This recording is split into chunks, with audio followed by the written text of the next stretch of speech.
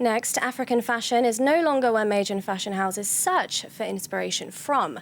Today, the industry is establishing its own designs, own brands, and developing new goals from the runways at fashion weeks around the world to making its way into major Parisian retailers. For the second year running, historic French department store Galeries Lafayette is turning a special focus to fashion from across the continent to showcase creations celebrating African creativity, local identities, and support emerging designers.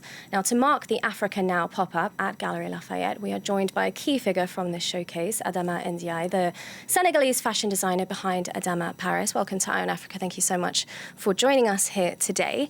Now, when you look at your career and everything that it's taken to get to this point as a fashion designer, do you think African fashion is currently at a turning point?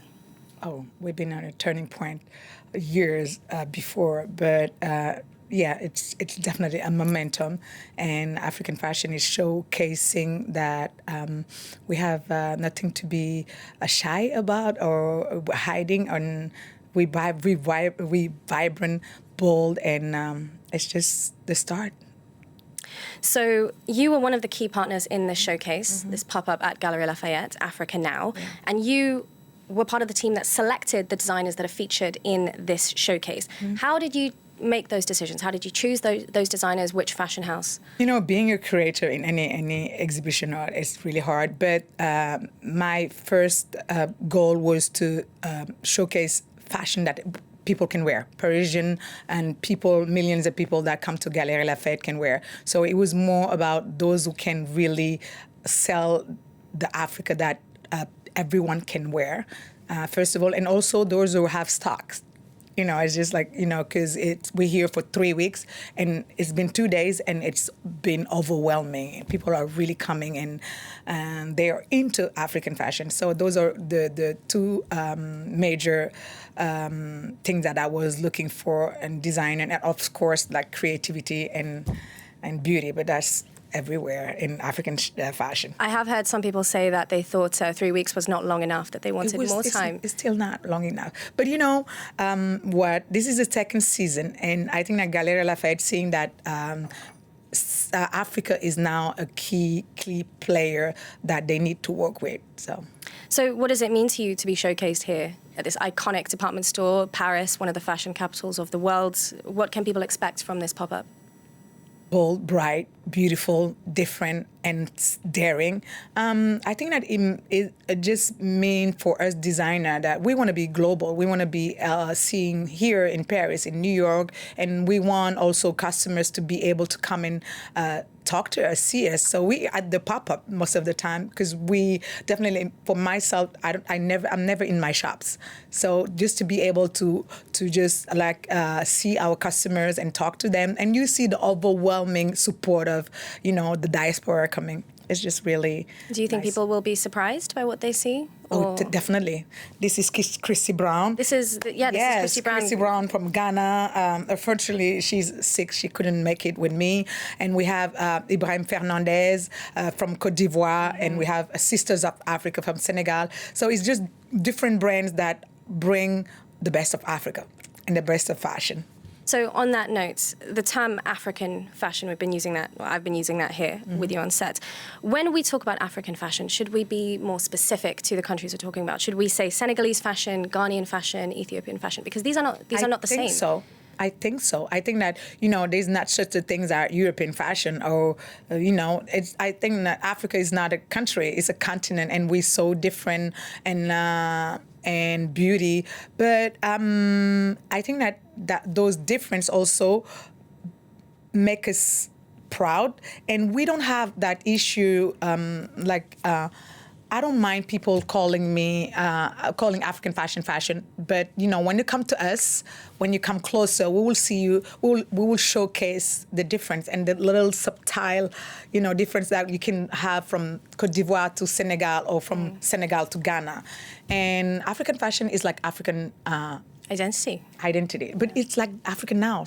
It's just, they're bold, they speak English, they speak French, they are citizens of the world, and this is the Africa now. It's not like what Europe or like America or like the Occident, I don't know how to say that, what people think Africa is.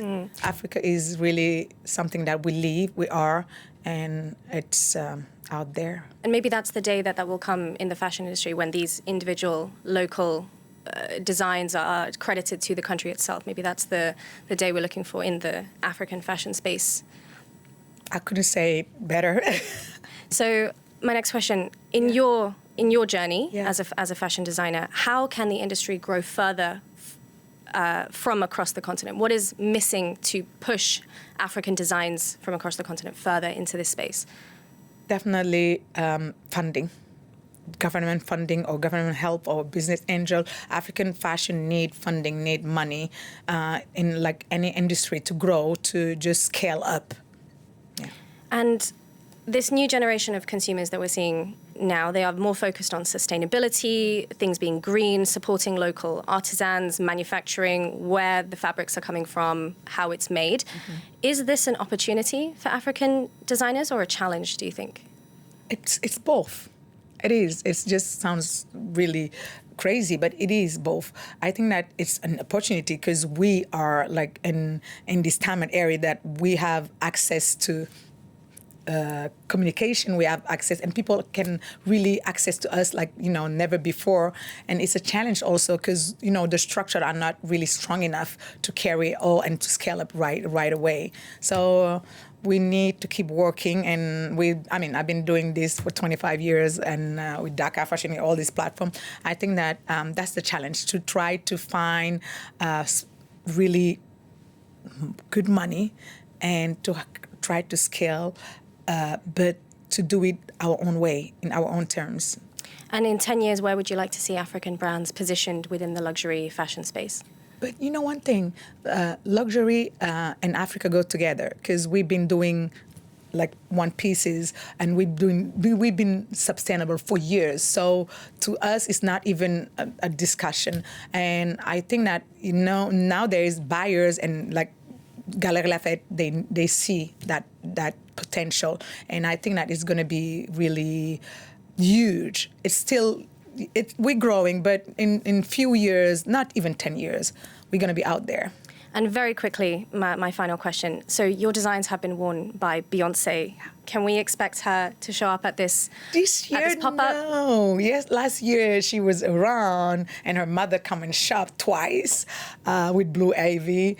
This year, unfortunately, not. But we have yesterday we had beautiful, amazing Angelique Kidjo.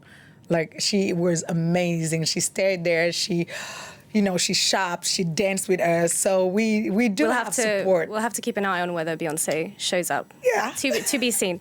Thank you so much, Adama N'Diaye, the founder and designer behind Adama Paris. Thank you so much for joining us here on Eye on Africa.